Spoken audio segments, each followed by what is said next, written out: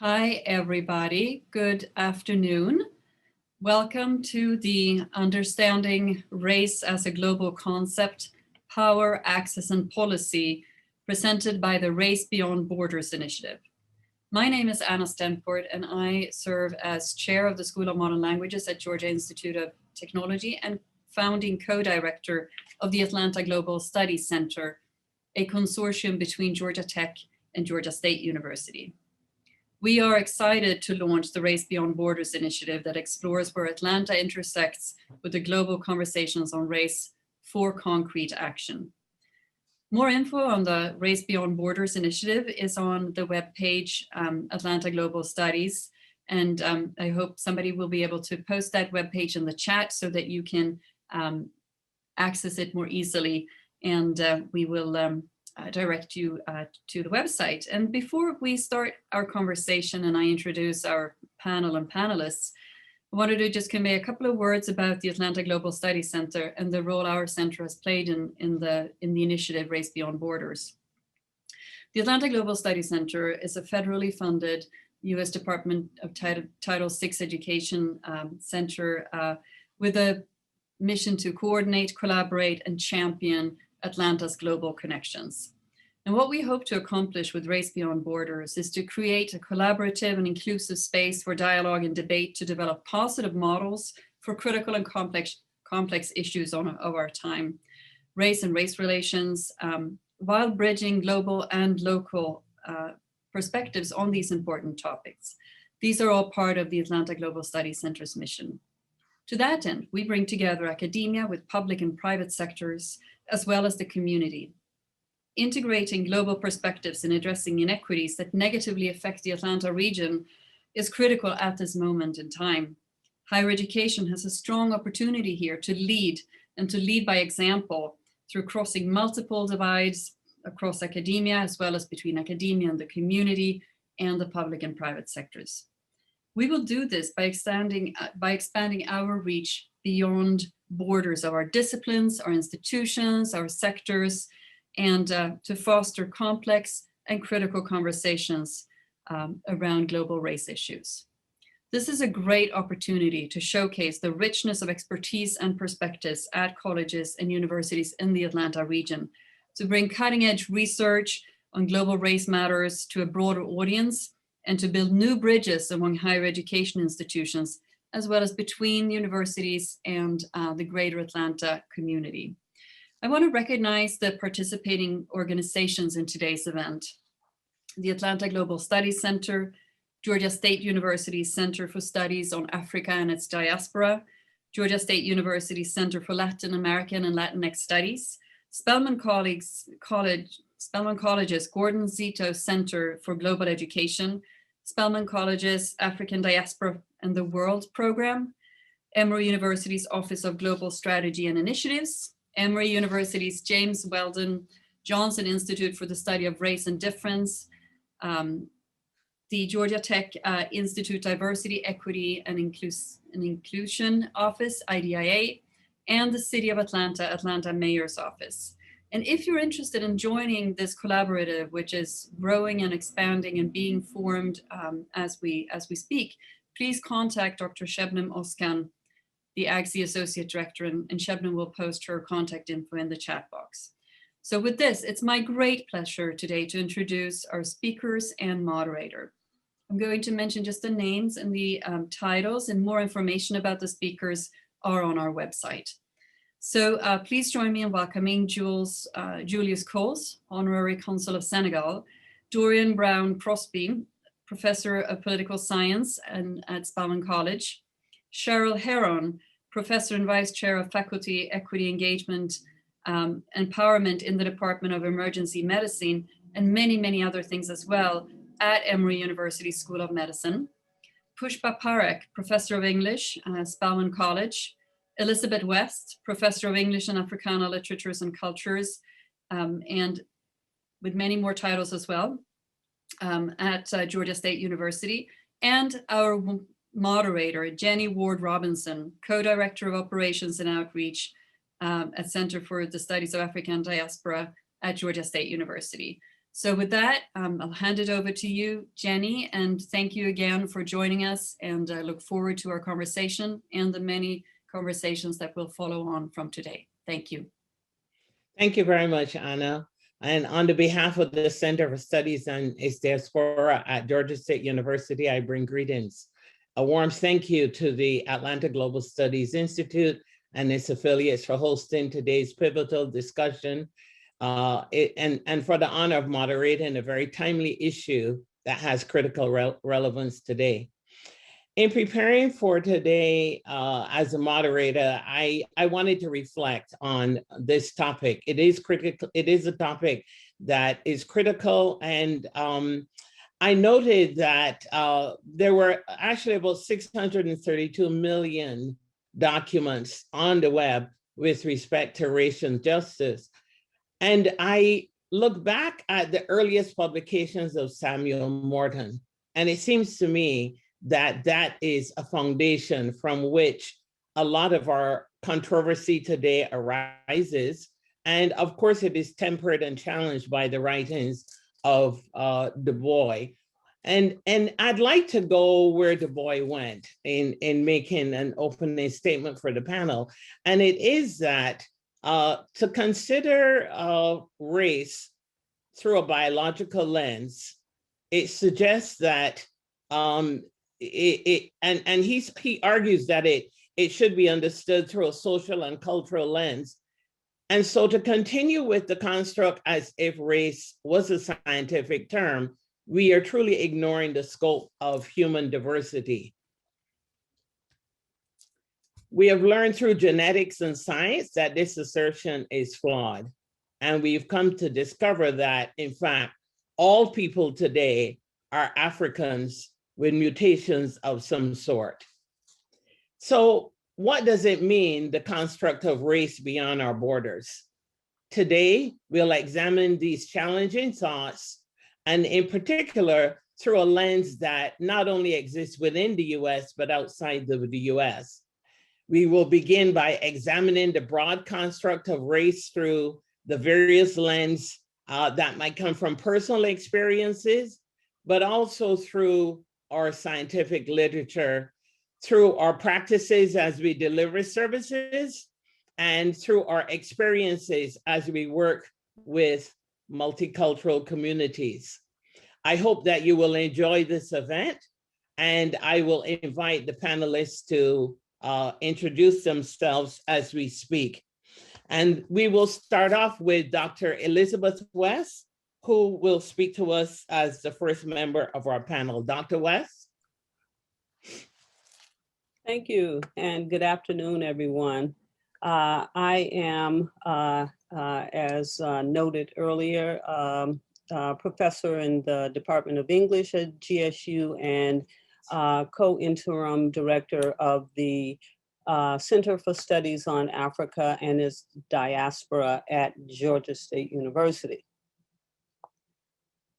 In a notable scene from Toni Morrison's novel, God Bless the Child, the protagonist's bride confides in her lover, Booker, the story of her fair-skinned mother who rejected her from birth because of her dark skin.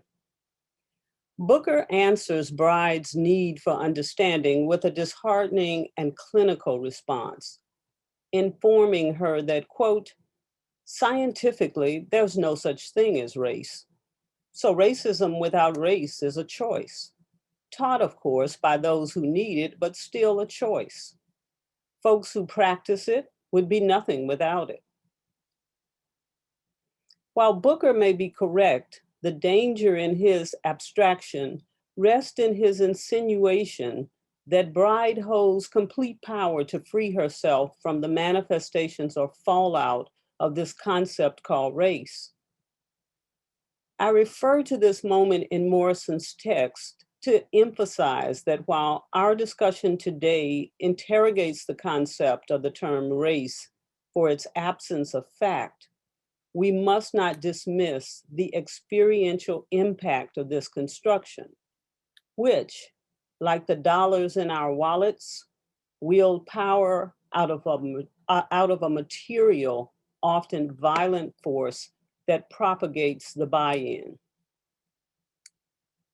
For the millions stolen from their homelands and delivered to enslavement in the Americas, that their identity centered in the color of their skin was not an African, but rather an imposed Eurocentric ethos. And it was similarly the case in the emergence of European identity as a white monolith. When the 15th century exploded into the so-called age of exploration, the continent of Africa consisted of varied populations of people. As 18th century Africans such as Olaudah Equiano and Omar Ibn Said reveal, among the number of signifiers that defined their group affinities, skin color was not one. The unique plantation economy of the Americas spawned the discourse of a Black-white racial binary that was ultimately imposed globally, persisting into our 21st century moment. Centuries before the Middle Passage, encounters and engagements among Europeans, Africans, and Asians dated back to antiquity. These interactions were not absent of a recognition of the other through what we today articulate as race. But as Lynn Ramey notes in her study of race in the Middle Ages, race and racism are not the same thing. She reminds us that racism places a valuation on physical difference, extending beyond mere observation of real or perceived difference. In the Bible, in writings of ancient Greeks, Romans, and Arabs, Africans are present and not in the denigrated state of the Anglo-centric Atlantic imagination. Whether they are named Cush, Ham, Nubia, or Ethiopia, they are a people clearly integral to the ancient world that is today recognized as the foundation of Western civilization. Biblical references to the Ethiopians' Black skin, their appearances from Genesis through the New Testament, and references to Ethiopia in works by ancients such as Homer and Herodotus, who describes them as, quote, the tallest and handsomest of men, illustrate the Ethiopians' equal and oftentimes revered status in the ancient world. Extending across the continent and populations into West Africa, the case is similarly made through examples of kingdoms that traded and interacted with populations across and beyond the African continent. While these historical facts are not unknown, especially among scholars, Western society has propagated its racial binary of Black and white as the divide between the human, white, and the other, Black. And into the 21st century, across the globe, nations and people, white and non-white, vie in part for power and access to power out of the prism of this binary. Thank you.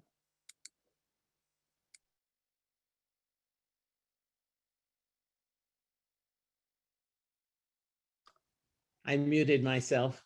Thank you, Dr. West. And now I will invite Julius Coles, the Honorary Consul of Senegal, to speak to us on this topic. And thank you very much. It's a pleasure to be here on this panel. I think it's a very appropriate and timely subject in our country and in the world. And I think it's very important that we have more discussions of this nature. So I'm very pleased and honored to be a part of this discussion this morning. I want to speak from a personal perspective of my experiences. I was born and raised in Atlanta in the 1940s, 1950s, and 1960s. So I lived in Atlanta that was a segregated Atlanta. The Black community had its own schools, it had its own businesses, it had its own banks, it has its own newspapers, and there was very little contact between white Atlanteans and Black Atlanteans and people of different colors in the city. If we look back in terms of definition of what was considered race in those days, one drop of Black blood made you Black, whether you were of mixed heritage or not. In my own case, interesting to look at my own family. My father was half white, half black, and my mother was Black, Indian, and white heritage. Yet, one drop of black blood, black. And my father and mother considered themselves as black, as even though many in the white community did not recognize them as being black because they looked white. And very often they would be in the city of Atlanta and going on the bus or going to some place where there was a separate section for whites and blacks. They would often be asked to move to the white section, which they refused to do because they were considered black and proud blacks and raised their children as blacks, so they refused to do so. So it was very interesting to see that perspective, but it gives you some idea of the racial situation in Atlanta in that period of time. I went to all black schools from elementary school to high school and to college. Very little contact with white people. The only contact that I had with white people was when I went to work in Buckhead as a pool porter or a crabgrass picker on the golf course, which meant that most blacks at that period of time, whether they were in college or not, worked in menial capacities in the white community.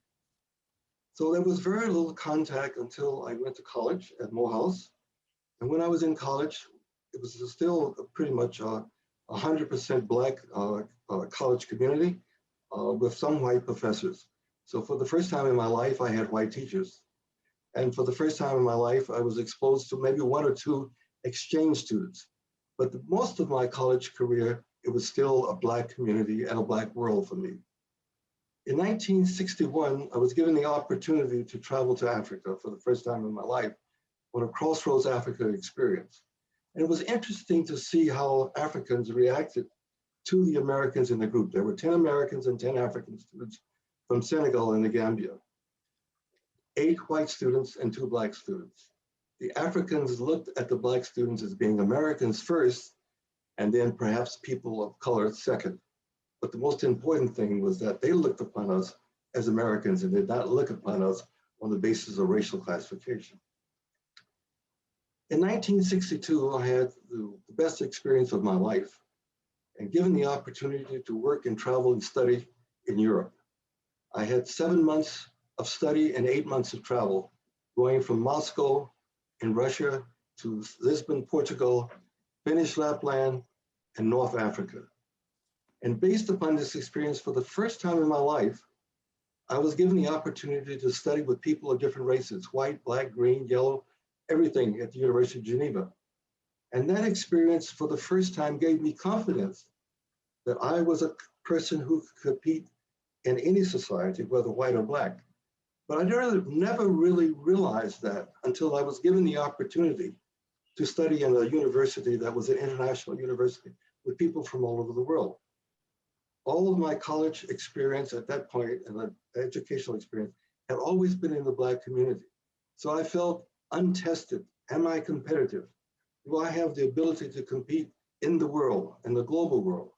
And it was Geneva that gave me that confidence for the first time in my life that I could compete as a human being. And it was how Europeans looked upon me, not because I was a Black American. They looked upon me as a person, as a human being first, as an American second, and a person of mixed ancestry, probably third. But it was this warming atmosphere for the first time in my life. I could go where I wanted to go, be with whom I wanted to be with, and to enjoy myself as a person living in humanity. Coming back to the States and trying to recoup from that experience of being in Europe was very difficult for me in my last year in college, because I returned back to a segregated community when I was confined as to what I could do and where I could go. And going to graduate school, I was the only Black in my class, and they were also questioning, how did you get here? How did you get here? It was, I don't think they asked that question to other people in the class. Because I was Black, for them, that was why did I get here? Was I an equal opportunity student, or was I a serious student? I said I got here the same way you got here, by working my tail off to get here. So that's how I got into graduate school. But I found that throughout my life and throughout my career of working in the US government for some 28 years, at each level, I've had to prove myself as a person, as a human being. still being judged from time to time on the basis of stereotypes that white Americans have of Blacks, and not accepting the fact that I was a person who was fully qualified and capable of doing the job. We can turn back these experiences as we really get into the discussion, but I want to give some practical application to the experiences that I've had of growing up here in the city of Atlanta, and then getting to what I call becoming a citizen of the world, where I was looked upon as a human being and for the content of my character than my race. Thank you very much, Jules. And now I'll invite Dr. Heron. Sheryl, would you please speak with us about your perspectives? Thank you, Dr. Ward-Robinson, and to you, Honorable Coles, and to you, Dr. West, for setting the stage.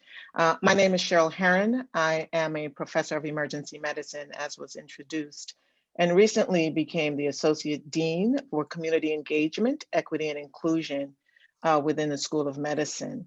And so my perspective comes from the lens of both born a Jamaican, and for those who are familiar with the terminology, it's a Jamaican who is now living in America. And I always qualify not Queens, but the country of Jamaica. And I bring that forward because my parents migrated to the United States in 1968.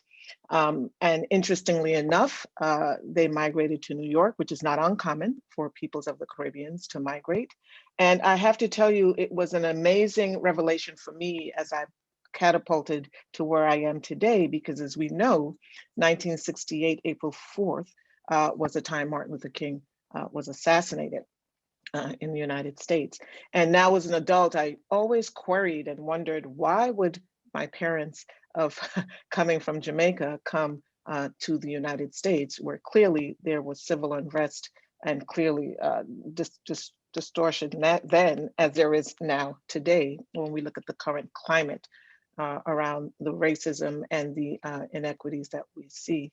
So in landing here, I did not have the perspective of what it meant to be sort of under the oppression and the historical realities of 400 years of enslavement. Thank you, Dr. West, for bringing that forward in terms of the colonization of this country. But I was certainly indoctrinated into that fairly quickly upon arriving here to the United States, but was cocooned by my family and my faith to be clear that we could do anything. In Jamaica, there was a work done where people look at the caste system and color versus who you are in terms of your cultural milieu. But that aside, it was very clear that I did not have the oppressive background to be told that I could not succeed or be who I wanted to be as I thought about entering into the profession of medicine in my career. I am the only physician in my family in emergency medicine, and I have to say that that career has really launched where I am today to look at the inequities as it relates to healthcare and health inequities and health disparities. As an emergency medicine physician, we are in the middle of a pandemic, which we know certainly looks at the disparities in terms of the mortality and morbidity for Black, Brown, and Indigenous people of color. But we know that if you look at from a worldwide lens and the countries, the United States is at the top of the leaderboard when you think of the number of cases of corona, as well as the number of deaths, topping more than 2.3 million people. And within that narrative, as I go to work each day, I think about the inequities that we see as it relates to that, and what can we do and what should we do as it relates to that. And we know, as is apropos for this conversation, racism is really about power, access, and policy. It's really about who has the opportunity to have what is necessary, as we say in the health equity world, to live their best life and to do well.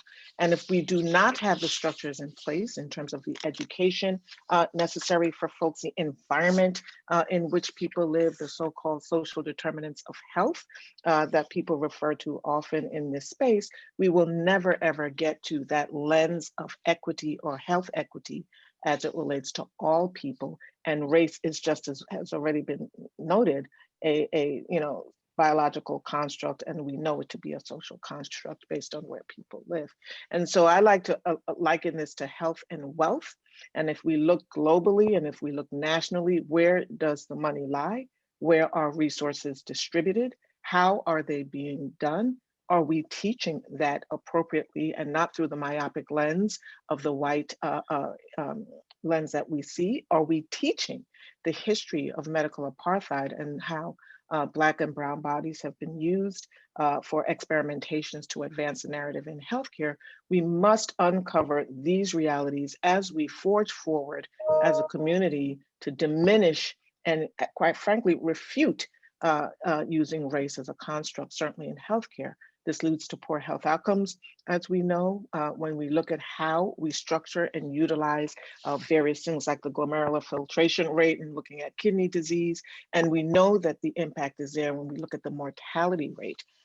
In one example, for Black women who have a much higher rate of mortality, 243%, to be more precise, than mothers to die from pregnancy or child-related causes. And so this conversation around power, access, and race couldn't be more timely. I'm really grateful to have this discussion, to be able to see the lens globally and to think about what we can do and what we must do as individuals and institutions to advance the narrative and to learn ourselves as we move along the way. And, and the last point I will make is, when I think about my heritage as a Jamaican, no one has asked me about all of what made me. I have Scottish roots, and I have other parts of my personality that is not perhaps seen in the visualization of who I am. People see me as a Black woman, but they have not uncovered the other aspects of the diversity necessary, whether it's your sexuality, your socioeconomic status, your religious affiliation, all the things which must be a part of the conversation when we bring into discourse with people their health and their attainment of health. And so, at the end of the day, for me, when I think about, race, and I think about borders, and I think about the concepts of access, power, and policy, the question becomes, what will we do as leaders and as individuals where we sit to be able to deconstruct the narrative that has been created for us to move ourselves forward in the way that is necessary on a global stage, on a local stage, and in the spaces and places in which we live, work, and breathe.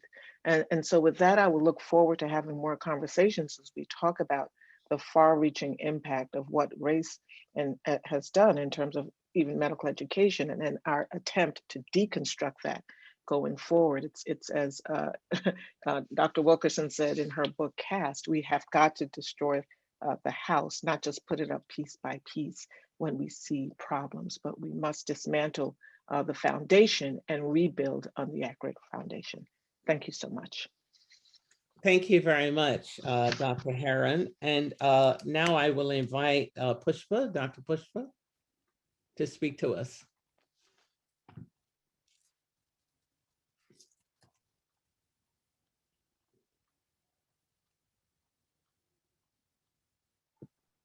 I just unmuted myself, sorry. Hi, I'm Pushpa Parekh. As I was introduced, I am a member of the English department, a professor of English at Spelman College, and I'm also the chair of African Diaspora and the World Program since 2016. I taught in the program since its beginnings in 1993, so I'm a very proud member of that community as well. And I just want to say a few things about myself as introduction.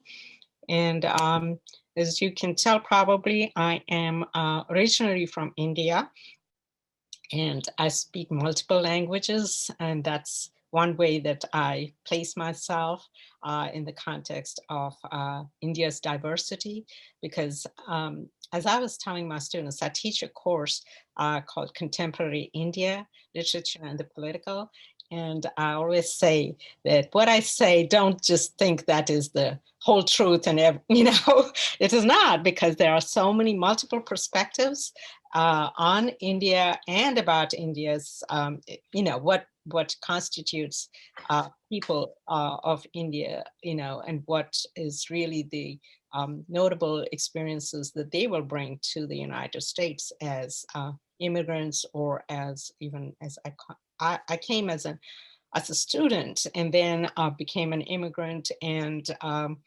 now I'm a citizen. It's been about 40 years, and I just love being able to say I belong to multiple cultures and places.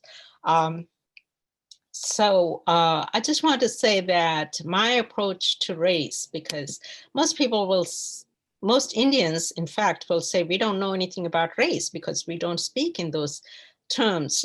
Race is not used much in India, or race constructs about our identity are not really the forefront, probably because there are so many other aspects of our identity that we kind of put as a framework for how we identify.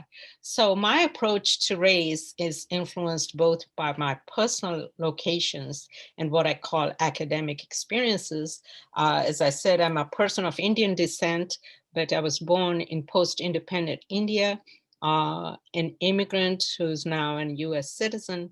And I teach English and interdisciplinary courses, particularly ADW I've taught, and I am now chairing that department program.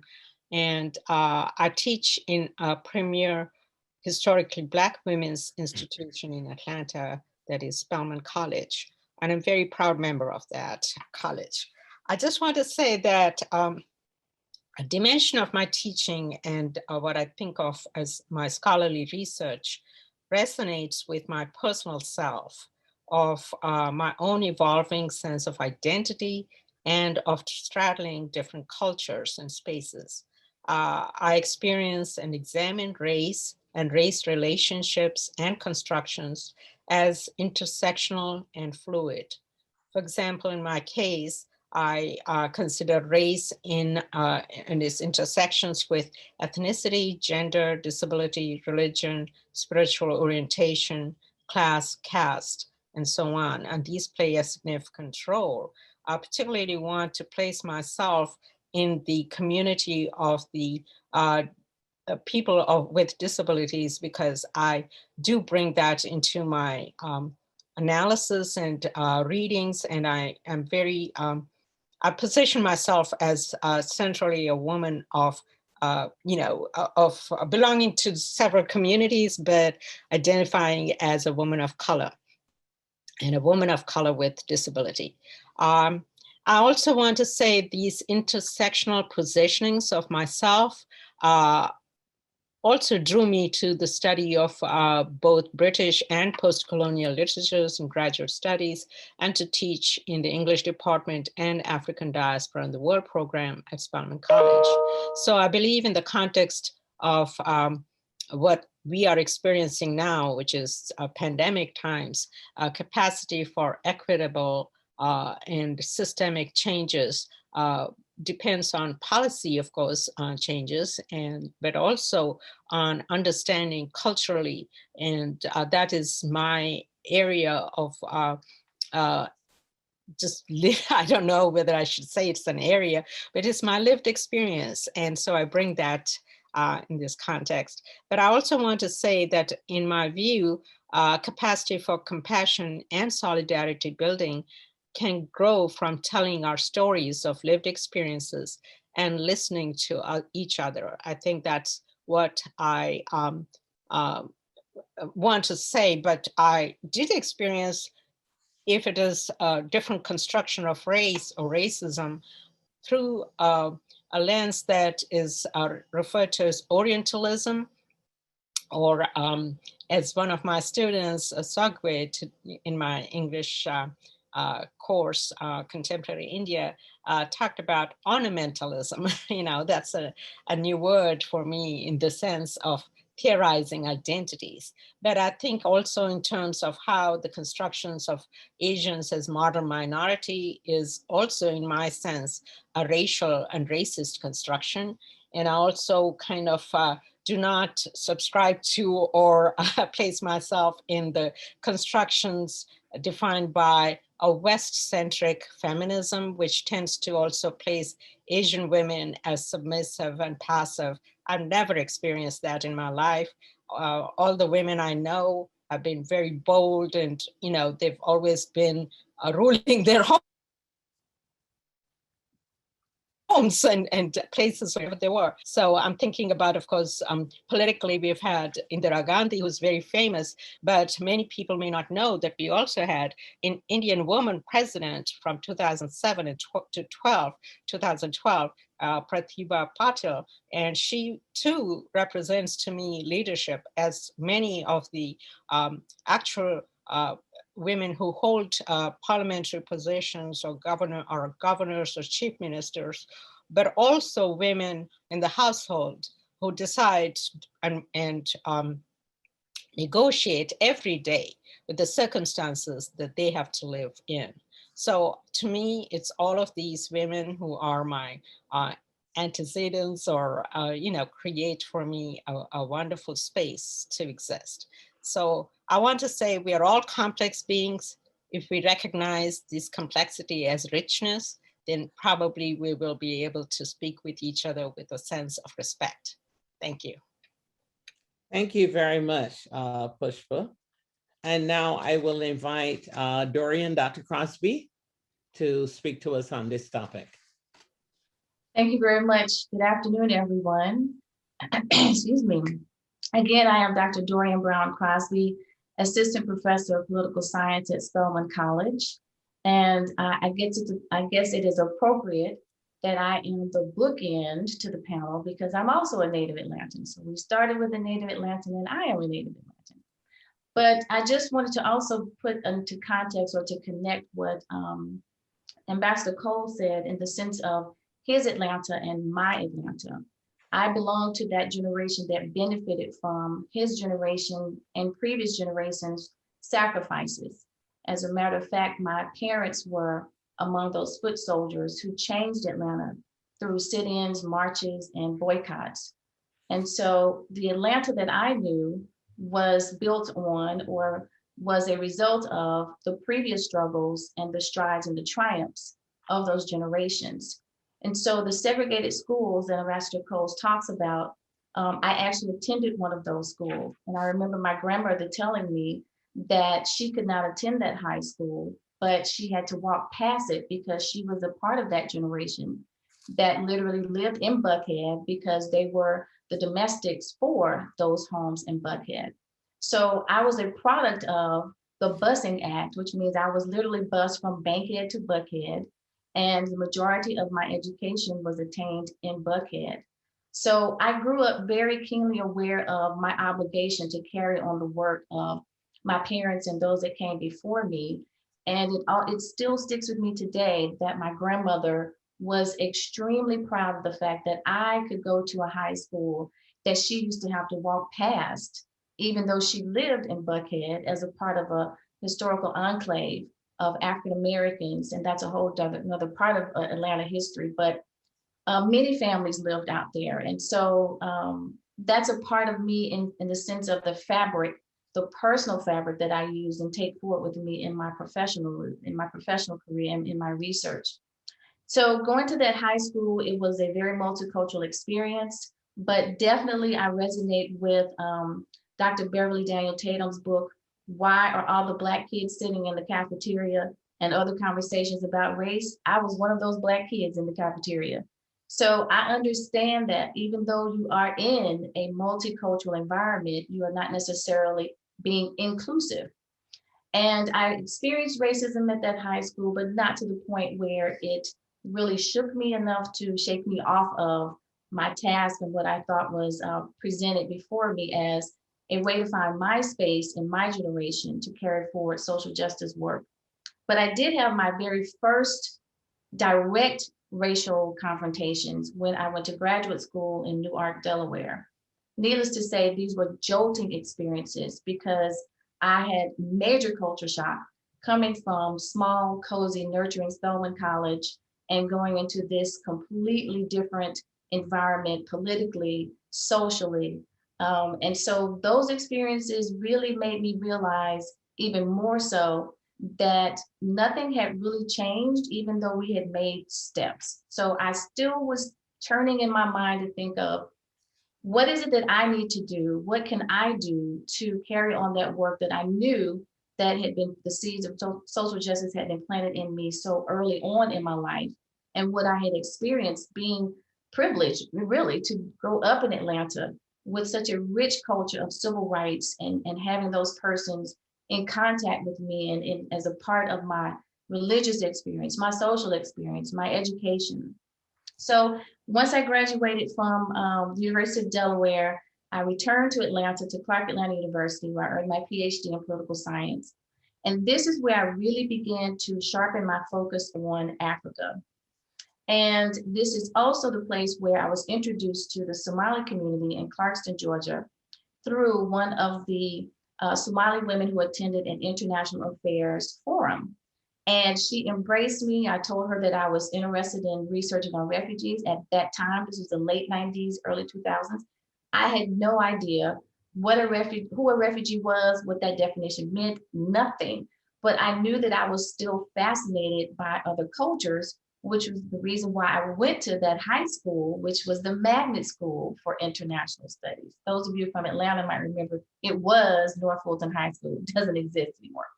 Nevertheless, this is where I really began to maybe center my interest on cultures on the continent, particularly sub-Saharan Africa, because there was a kindred there in the sense that we all have an African heritage. Our cultures may be expressing that heritage differently, but we still have that African kindred linkage.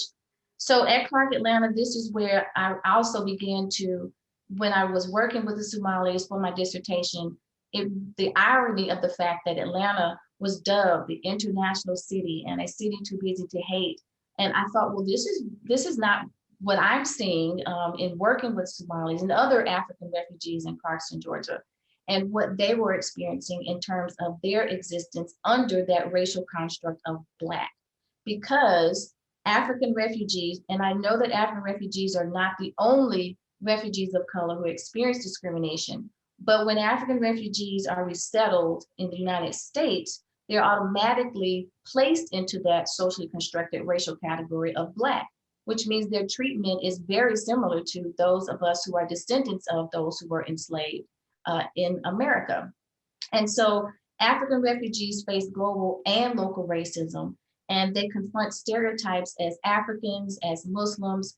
Women confront those intersectionalities based on race, gender, class, etc. And so I really began to think about, how can I address this issue from my particular professional space? So my scholar activism really began to express the fact that I wanted to advocate through my research and my community work with the refugees that I was working with, because I wanted to highlight those instances of challenges, particularly with integration, or integrating, as I like to say, because that also gets communicated as part of the African-American civil rights movement when we say integration. But refugees are really trying to integrate.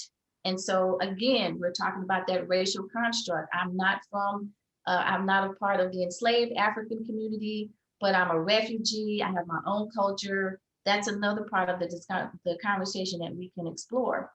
But within the systemic racism in the Southeast, it is very unique, maybe not unique, but it amplifies the quote unquote other. It amplifies the fact that there is a certain identity that is acceptable as an American first and a Southerner second. So if you do not fit that white Anglo-Saxon Protestant heterosexual paradigm, you just don't belong. And so the social attitudes reinforce the public policies that communicate that exclusion. And the construct of race permeates every aspect of African refugees as they attempt to acclimate themselves to their new lives in the US. That means in searching for employment, in searching for housing, in trying to get acclimated through English and English classes. And so every move that they make is not made based on their culture or their traumatic experience as forced migrants. It is based on their race. They are Black. And anytime I address any audience, I always encourage them to educate themselves about refugees. It's important to educate yourself because then you become aware of their plight and the differences between the avenues and processes of refugees and immigrants arriving in the US. And when we educate ourselves, we are better equipped to advocate on their behalf.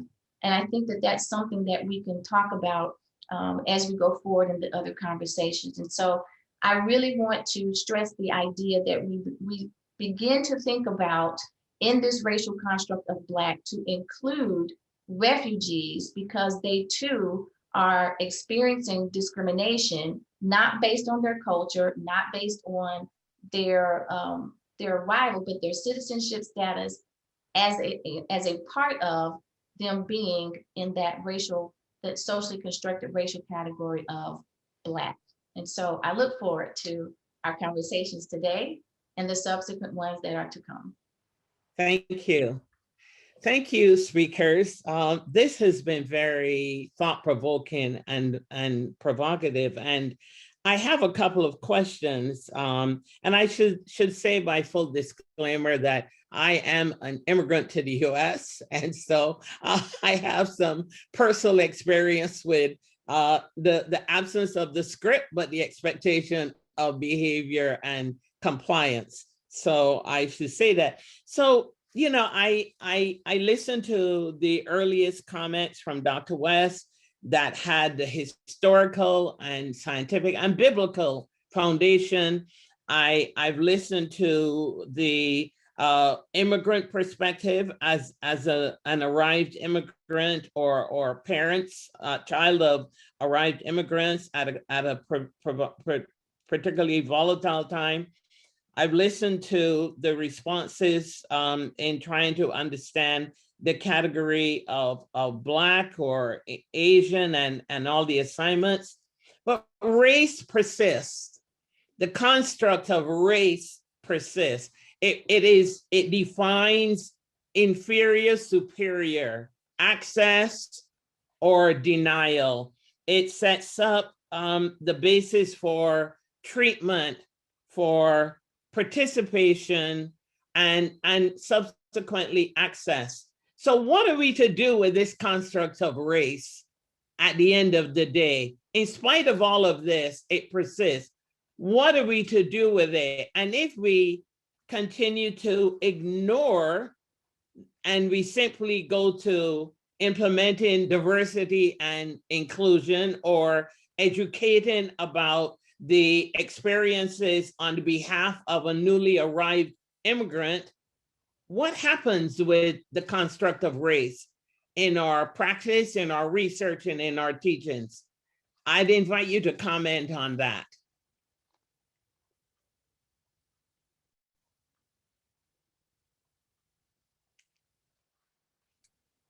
I'll start on that question, by saying that perhaps what we need to do is, number one, accept that we have to reinvent the model. Obviously, when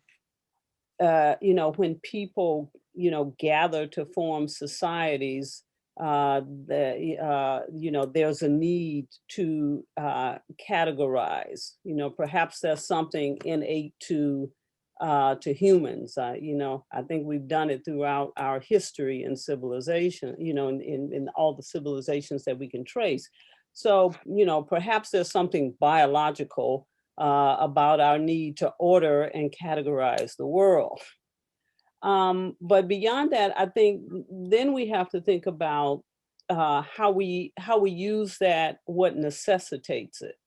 What in our society necessitates the need for categorizing human beings. And perhaps we start with that. If you think about the census works on a model of categorizing human beings. What do we gain from that? Is there a necessity for it? In what corners, of our civilization do we benefit from categorizing people? So I would say let's start by asking that question, and then as the Rwandan author, the title of her book called "We Need New Names," perhaps we can then start by recognizing that we need new names.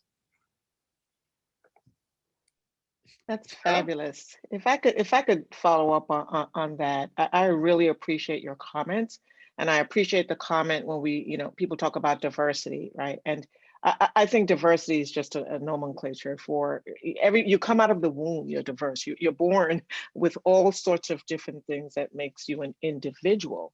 And we can't deny that this past year, and we continue into this year, revealed the most heinous part of who we are, at least certainly in the United States, with what I call the peril of the peas, where we've had the pandemic, we're still living in it. We've had police brutality, we still see it. We see the politics that just fueled us into this incredible state of disarray, right?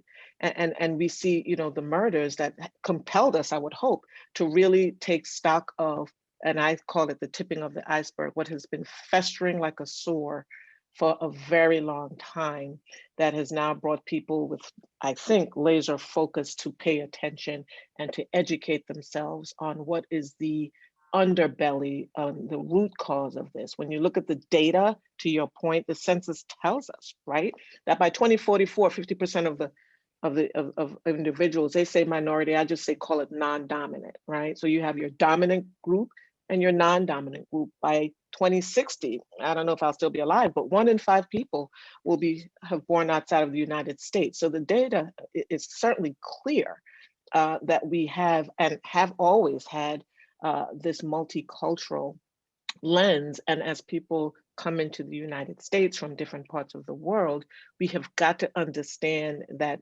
elephant in the room, that very nasty beast called racism, right? That is used as a tool, appropriately so, around this concept for power, access, and deliverance of policy. In the absence of which, put in place by dominant cultures that has a historical lens, and understanding where that comes from, we won't be able to move forward in the. I love the comment that Pushpa said, in the eyes of humanity, and in the lens around true equity for all, and around compassion.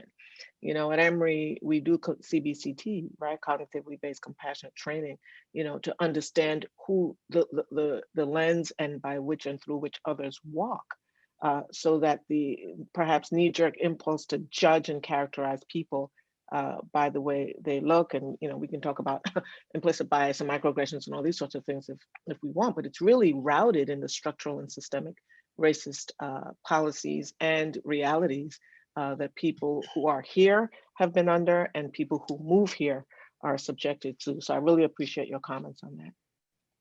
Okay. I can just follow up on that also. I think that what we are experiencing now is the perfect storm. The United States has never gone through a reckoning of its past, which is built on white supremacy. And this is the moment that we have to face. It's an ugly moment, it's a scary moment, but it's happening. And as Dr. Heron said, this is not new. It's been a part of who we are as a country since our inception. And the allocation of resources has always been, from 1641 on, has been based on race.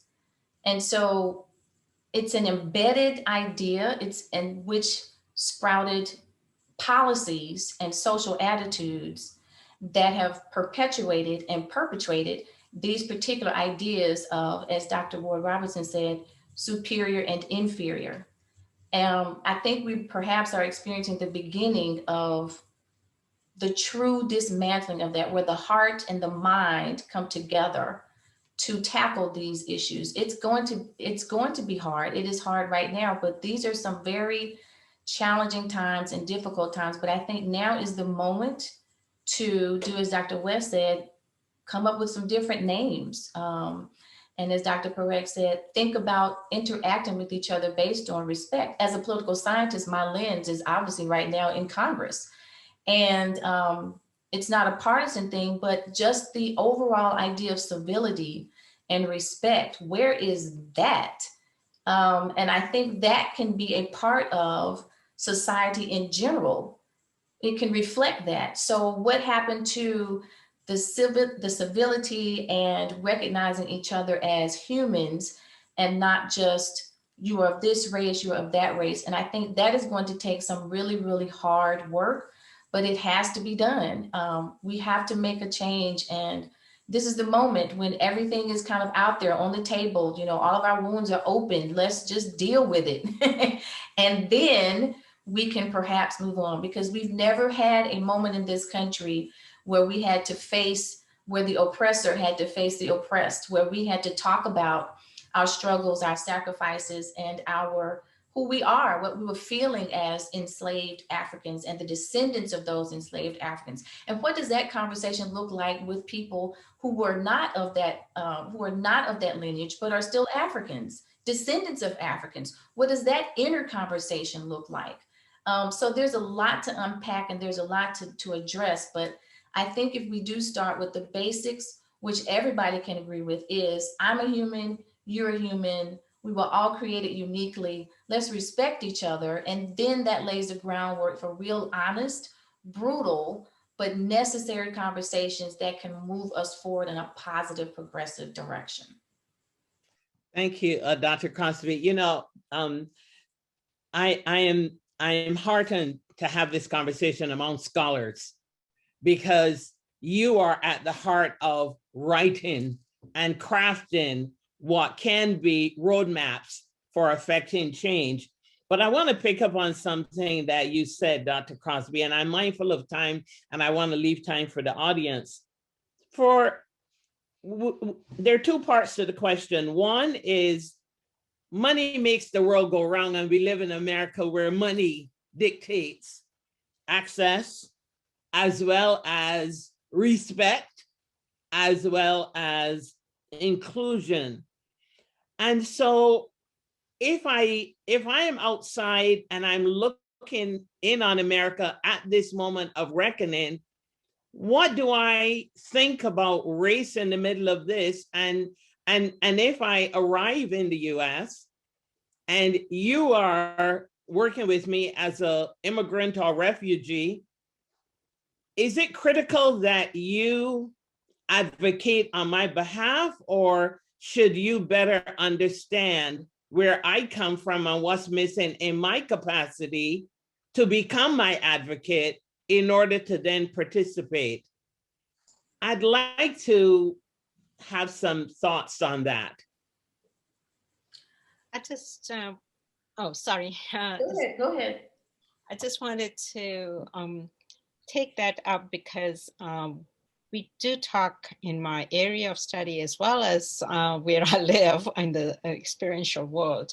What does representation mean, and how we can, take on that mantle of privilege of representing voices that we, whether directly or indirectly, have repressed. And I think it's very important to recognize that we are complex beings who also carry with us both certain kinds of deficits and privileges. And if we speak, we cannot assume that we are speaking for somebody, but we need to be also aware that we have privileges. And if we use some of our privileges, whether it's wealth or opportunity or position, or power, whatever it is, if we can use that to open and make the conversation much more robust and inclusive, we will know that if people will have problems, they will not get along. That is the whole beauty and the tensions of opening up true diversity. I'm really, like you said, I'm thinking about ways in which the diversity inclusion programs are doing a great job, but they are also kind of mechanisms for telling us, here is another way that, you had an opportunity and you have an opportunity anyway. These are what binary constructions of identity and policies tend to do, is give you that little space in between that you can you got to take it or leave it, kind of thing. So I do want to speak for true diversity would mean a lot of self-examination of power and privilege and opportunities that we can extend to those whom we may have, whether knowingly or unknowingly, othered. So that's my little, I don't know if that helps. Yeah, Dr. Crosby. Yes, thank you for the question. I would say that it depends on, well, first of all, it depends on the person offering the assistance and offering the advocacy. That means that, and I'll just take myself for instance. So my identity as a person of African heritage means that, and as a woman living in the South, it means that I have an idea of what an African refugee woman might experience just from my experience as an African descended woman. It's going to be different, obviously, because I'm not a refugee, but I can navigate the US system. I can help her understand what it means if you were the first hired, the last hired and the first fired, because she may not be aware of what those recourses are. But because of the roads that African Americans have had to take on and the struggles in the US, I can help her figure that out. If I am not of either of those identities, or I do not take the time to learn about that person and their culture, then my approach might be a little bit different. It might perhaps even be condescending. So I think first of all, it depends on who's offering the assistance. And to your second point, I think it is very important that you not only, you don't stop at, I am assisting you. It's not only just the approach that you take from providing the advocacy and the assistance, but it's also, you don't stop at just helping. You also provide that person with the resources, the ideals and the ideas, and equip them to advocate for themselves, to have their own agency. And many refugees and immigrants have their own agency. They just need a little assistance in being pointed in the right direction. And I think oftentimes that is something that is mistaken in working with refugees, is that they have no idea of what's going on. They just need everything poured into them. And that is not true.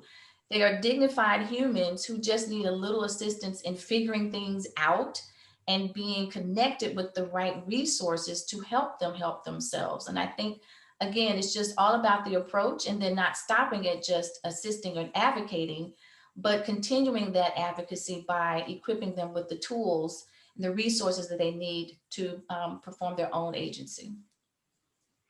Thank you. I want to turn to some of the questions, but from the audience. And in thinking about race through a global lens, is there any country, any agency, has anybody gotten this right? And if they have, what does that look like? What might we learn from that source?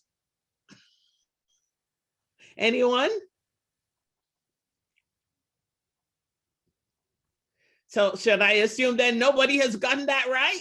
Well, looking from my perspective, and traveling in the 1960s in Europe, and then later more extensively in Africa in the later part of my life, and I look at societies that were multinational with different racial complexes. I look at London as a place that I used to go to, and I found it to be pretty much segregated in its own way, but not in the sense of the American sense, but basically upon caste and class.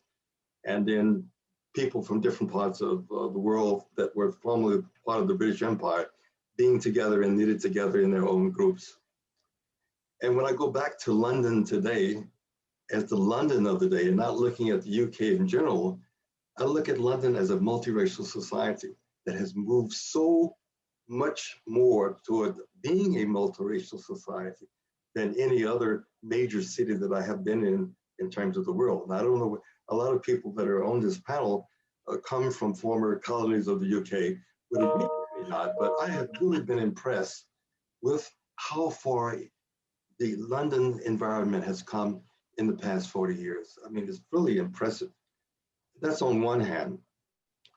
And then having lived in Southern Africa and seen apartheid, which is very much like the segregated South of the United States, while there are still major problems in South Africa, what they have done in the past 20 years is amazing compared to what we have done in the past 400 years.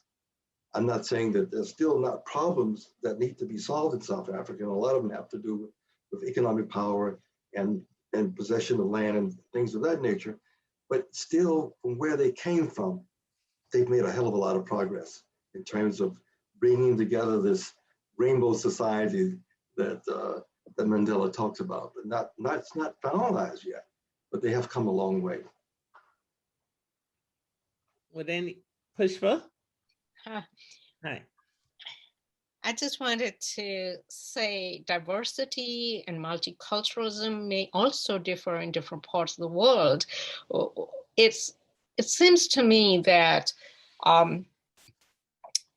in, for example, India, which is considered multicultural, diverse and all of that, we rarely see as part of Indian communities very few whites. There are some, but it's very few. So our sense of diversity is inclusive of the worlds that may not be present or visible in Europe and US as much. And I'm talking about, constructions of regions that are named as, Middle East, but I call it as West Asia and East Asia or Southeast Asia and all of that. South Asia, of course, is also very diverse.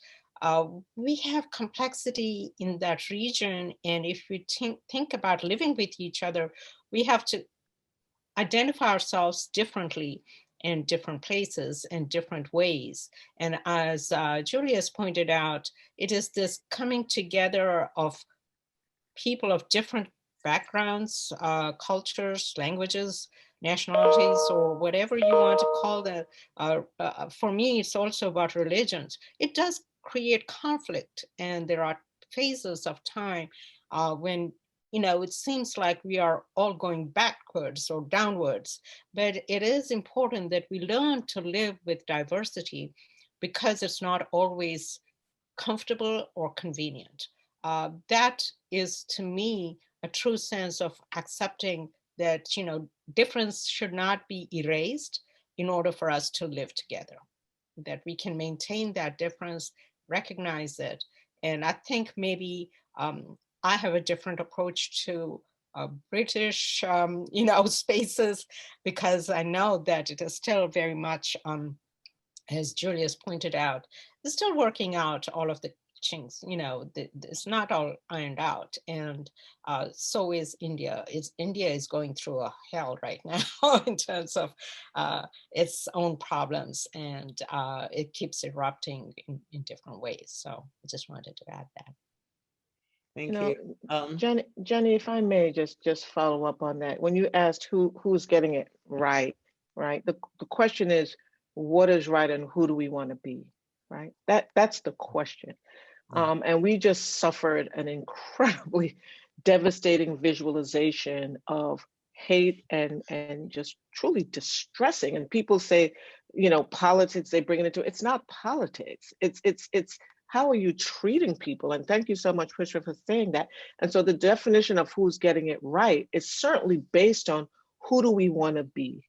What kind of neighborhoods and environment do we want to create to ensure that all people are living in their best way possible? I work at Grady and I see the outcomes, unfortunately, of the disparities in, you know, in patients who come in who do not have access, power, privilege, you know, to the things that will keep them whole, which of course leads itself to the healthcare numbers that we see that are abysmal, you know, for Black, Indigenous, poor, you know, people of color. It's abysmal.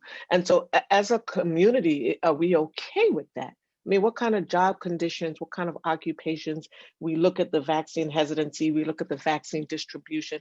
It always comes back to the same reality of access and who has access and who controls that. How do we educate and bring in the community to be a part of that patient-centered care, to educate us bi-directionally on not what we're telling you to be? I certainly resonate that. And we, at Emory, my job is literally new. I started this position in September. You know, the title is around community engagement, equity, and inclusion, right? How do we really, you know, actualize those words in a way that is palpable?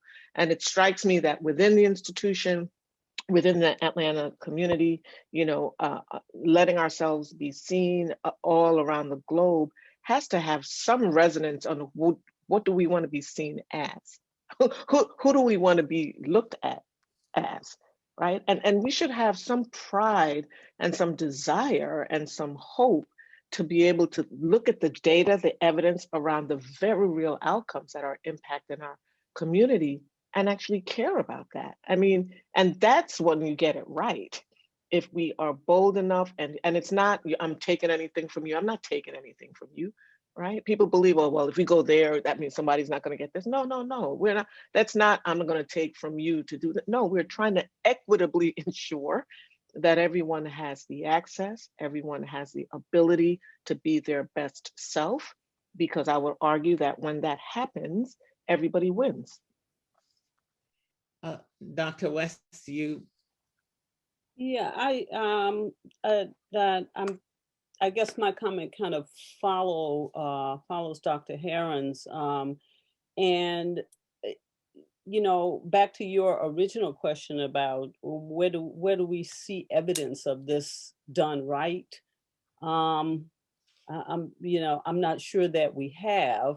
I think maybe a more generous question might be, where have we seen evidence of genuine attempts?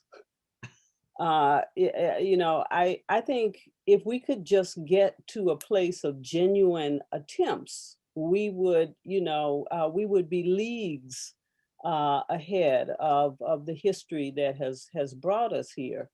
But Dr. Heron's point, I think, is so important, because we have to, you know, I think we have to appreciate that, you know, the struggle that we face is not just a question of putting people in the same room.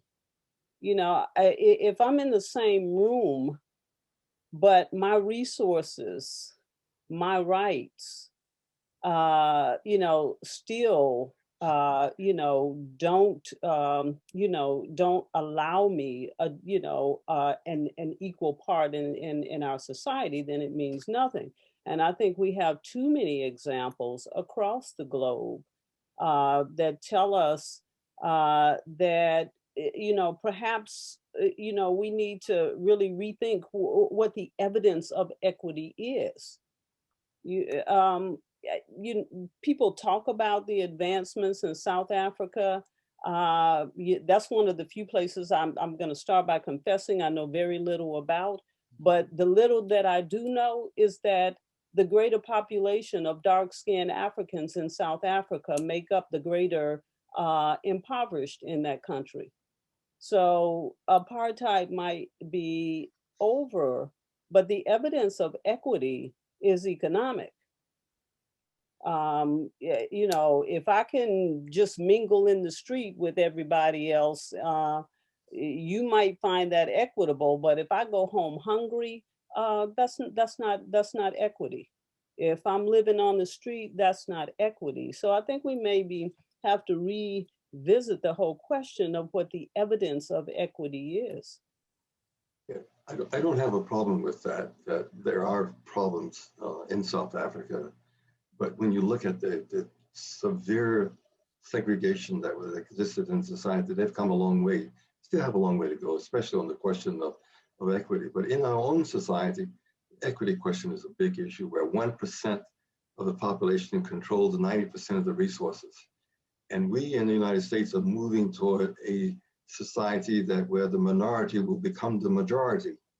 And what we see happening in the American politique today is that people are reacting to that transformation that our society is undergoing, i.e., they don't want the minority to become the majority because they have lived in a privileged position most of their lives. And now this is being challenged by people who used to be subjugated are now becoming the majority. And this is a major problem that we're going to have to overcome in our society. And this whole question of income disparity in the United States is a major issue. While there have been some progress that's been made in our society, we still have a long way to go in terms of this whole question of equity and distribution of wealth in this society. And that's going to be a big, big issue in America that's going to have major implications for inclusion and diversity in our society. So I want to shift to another question from the panel, and thank you for your comments. And the panelists are the audience is questioning the role and value and the effectiveness of diversity and inclusion programs. And we know that in light of this current reckoning, it seems as if every organization has either there's now a compilation of Black television shows, there's the Black artists, the black or whatever. So how do we think about this if we're thinking about civility, we're thinking about access, we're thinking about wealth, and we're thinking about systems that remain in place in spite of these external attempts, or should I say negotiations, that you know, does this then supplant the construct of race as has been used as sometimes a weapon? I'd like to hear your comments on that. And I've taken a couple of questions from the panel to, in the interest of time, put that on the table. So I'd like you to sort of pull it apart and talk about it. You know, so I'll just jump in and say, you know, from the lens of the diversity programs, I think there is value, and I'll respond somewhat to the question in the chat where someone said, you know, they're from this country. What is the value of seeing someone who looks like you, right? So I was the first African-American emergency medicine physician in 1996 hired to work at Emory. And we have expanded and grown and leveraged visibility. So that's power and access and privilege, right? So I used that position and that space to really galvanize a movement to bring people up in and sit at the table, right? So without the diversity, you're not going to sit at the table. And if you're not going to sit at the table, then there's nothing that you can really do to maybe impact change. But in sitting at the table, admittedly, while this may take very incremental steps, and I'm a proverbial optimist, it does speak to the value of ensuring that the critical mass, as we heard about the data, people say there's pipeline, there's just, all of a sudden you said, Dr. Ward-Robinson, that you're seeing all these Black people, right? They've been around, but now they have access and now they're in position of visibility, which means that our younger generation, right, can see this. That is absolutely critical. Amanda Gorman giving her speech at inauguration, that is absolutely critical. We had never seen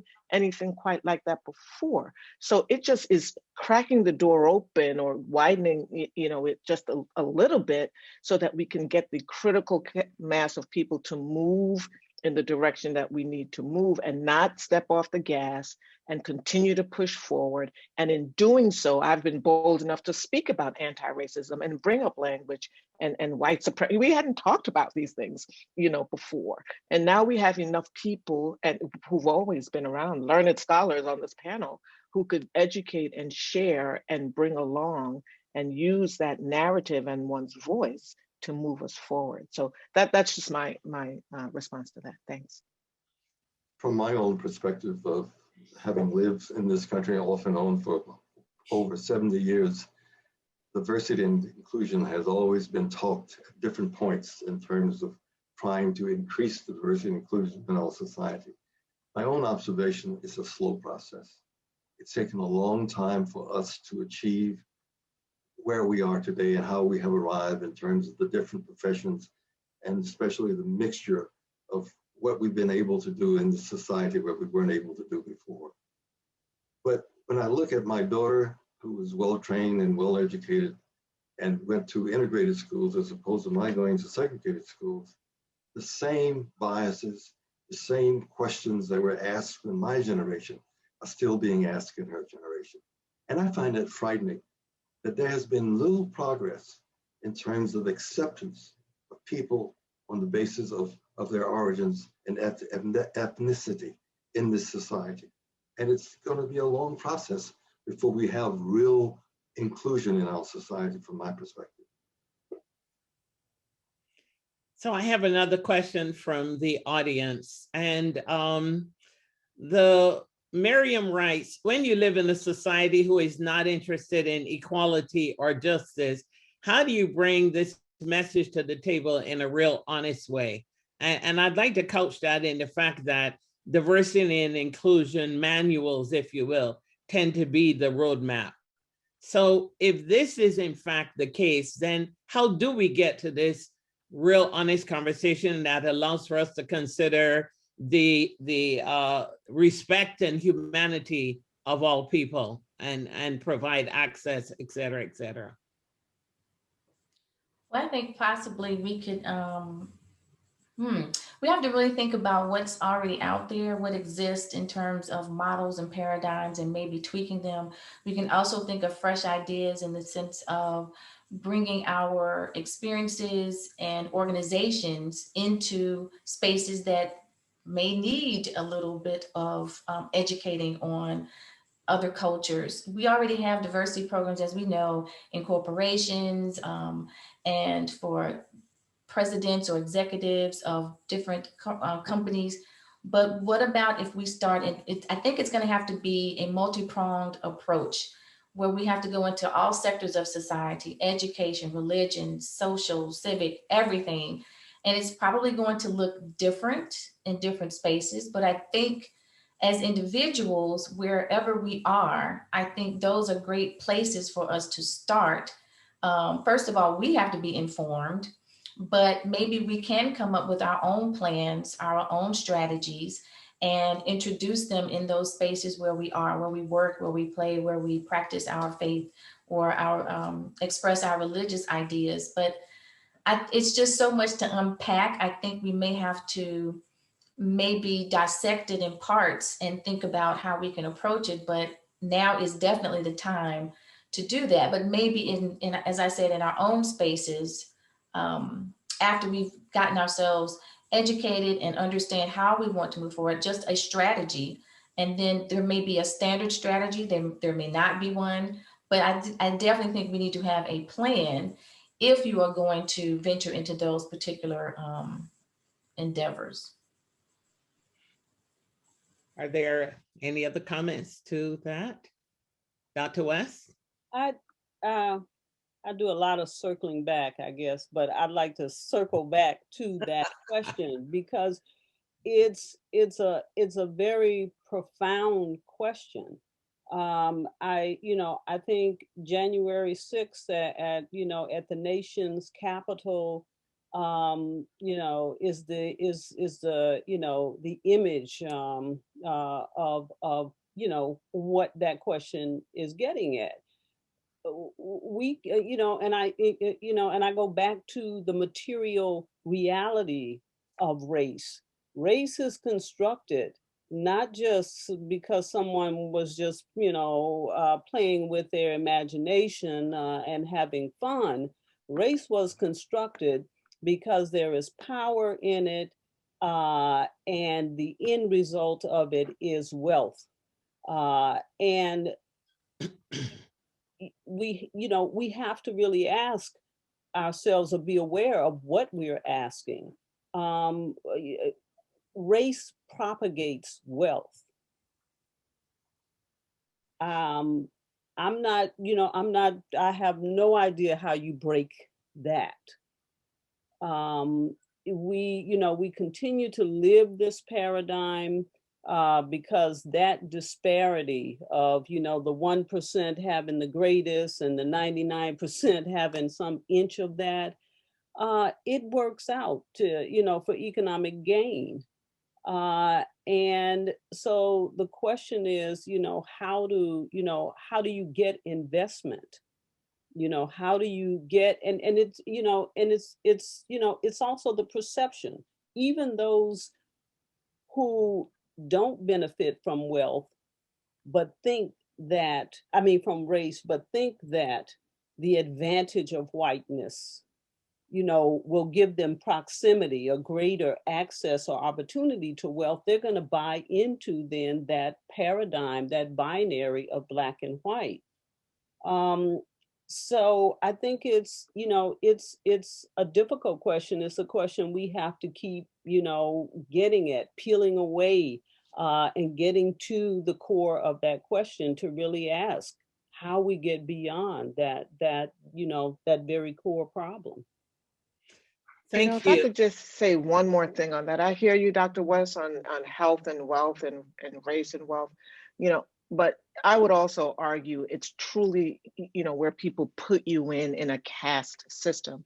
I know in healthcare, even people with privileged access and money will go with Susan Moore, who literally talked about her death from corona, and as a Black woman physician, one would presume she would have access, and one would presume she would have, wealth that would ensure her health. Same thing with Serena Williams, who, has the wealth and would presume, based on her privilege and her position, would have the outcomes that she would deserve when she had to tell people she was having a pulmonary embolus, shortly after delivery. So I hear that piece, but the subtext of that still includes, the inequities based on how we look, even with, the constructs of wealth embedded. So you're right, this is a monumental elephant that we have to untangle, but the fact that we're having these conversations really is inspiring for me, and I hope we will continue to do so.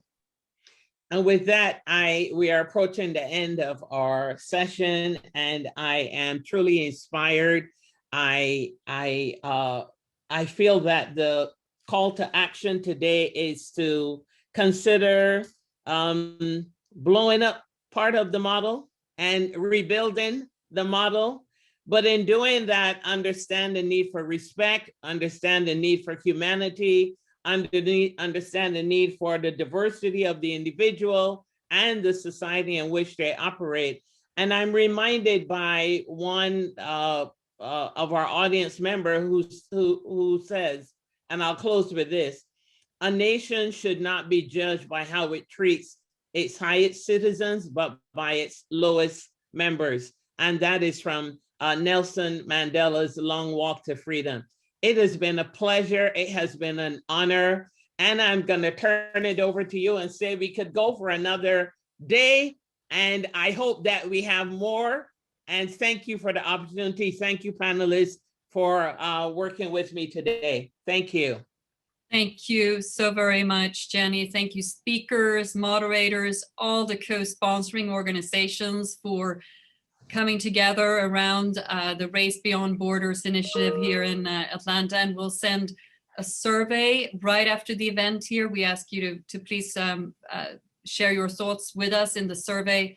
More information about forthcoming events will be shared, and just want to thank everyone again. What an incredible conversation. And what an incredible day to be able to do this together and have this conversation. Thank you, everyone. And we'll see you next time.